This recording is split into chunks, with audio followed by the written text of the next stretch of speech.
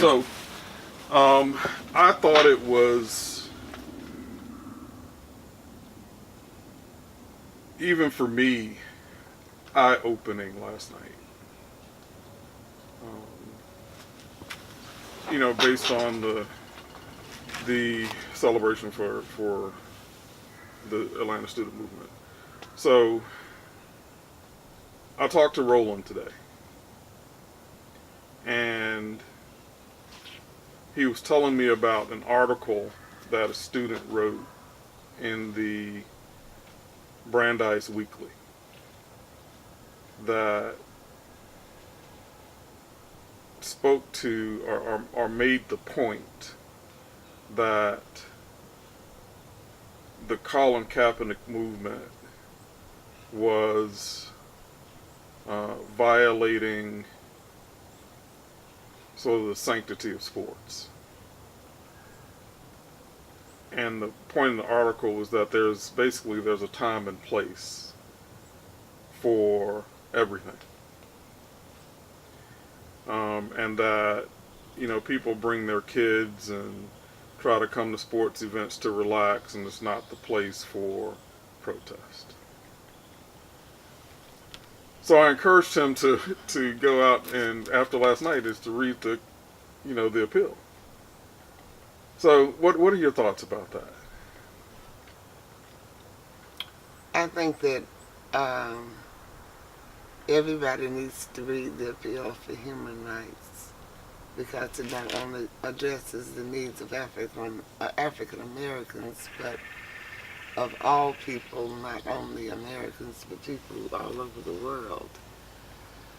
I have been a season ticket holder for the Falcons, this family, ever since the Falcons came to Atlanta.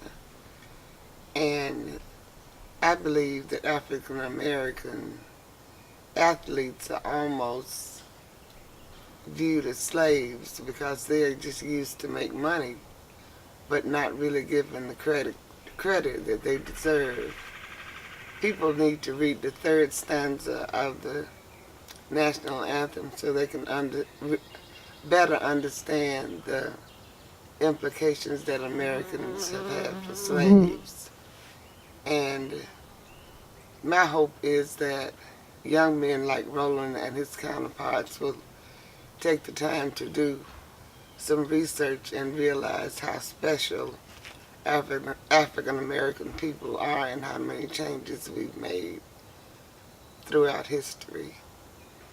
Yeah, I mean that's because I think that's right. I mean I made the point to him that, and even listening last night, afterwards when everyone was talking, or the honorees were talking in the panel, I made the point to him, and let me be succinct here. I don't care about the camera.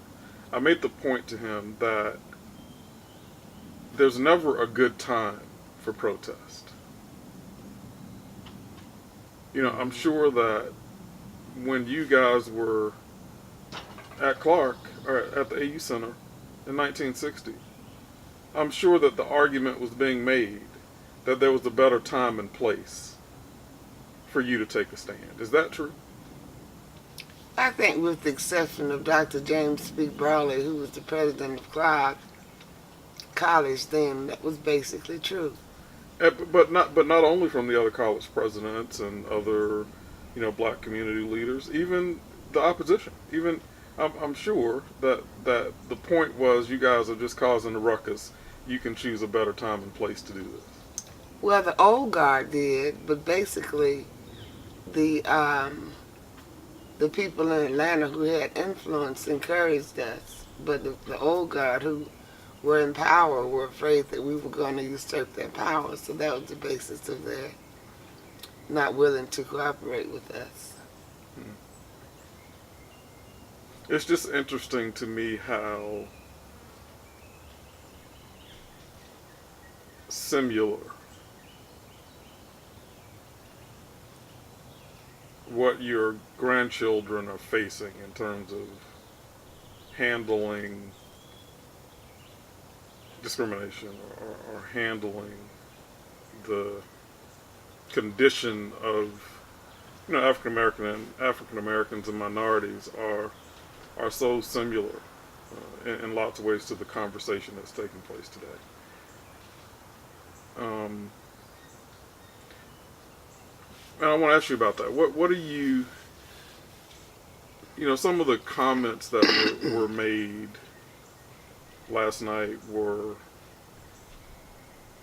surprisingly as if what you guys had done to me didn't have its value, as if we've not made any progress. Do you think that that's the case, or how do you think what is happening today is different than what happened in your time, and how would you maybe talk to kids about the progress that's been made and about the progress that continues to need to be made? I think it's all in knowing who you are and what your goals are, because nobody can take away from you what you know that you are and what you have inside of you. And I remember that when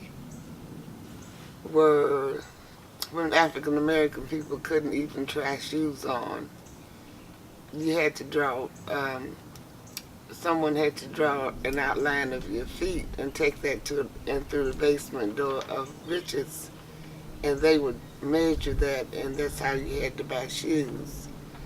I don't know how many people have had that happen to them only because of the color of their skin.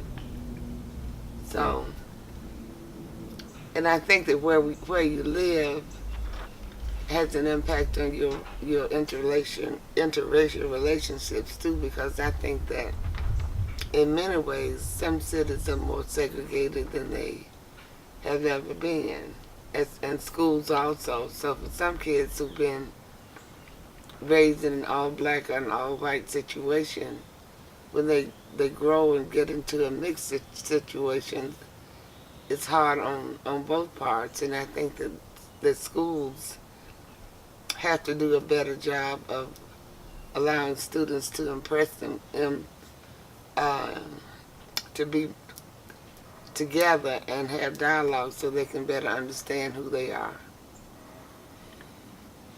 No, yeah. Why do you? And I heard a lot about it last night. I don't know if you ever got a chance to answer the question. How old were you in 1960? How old were you when the first time you went to jail? I was 16 years old. 16.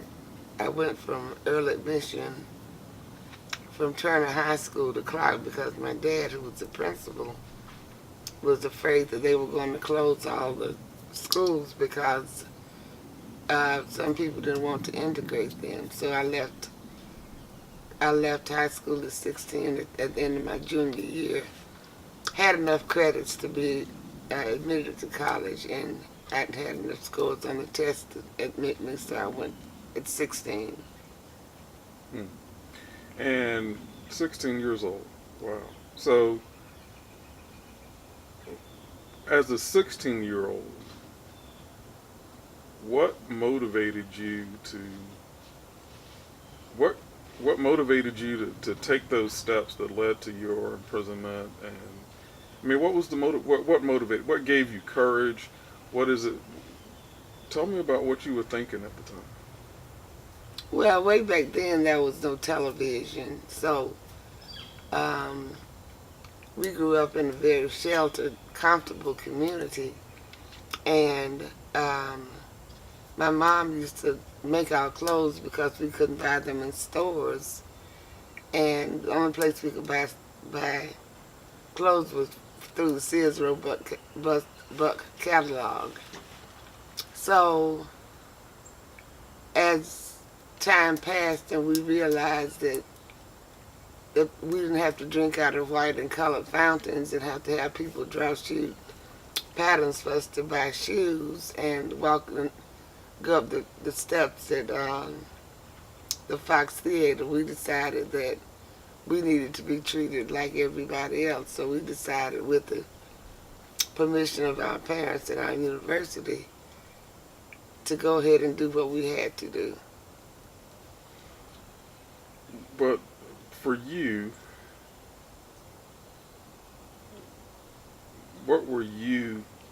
I mean, what were your thoughts? What were your feelings? What motivated you, as an individual to get involved and put yourself at that kind of risk?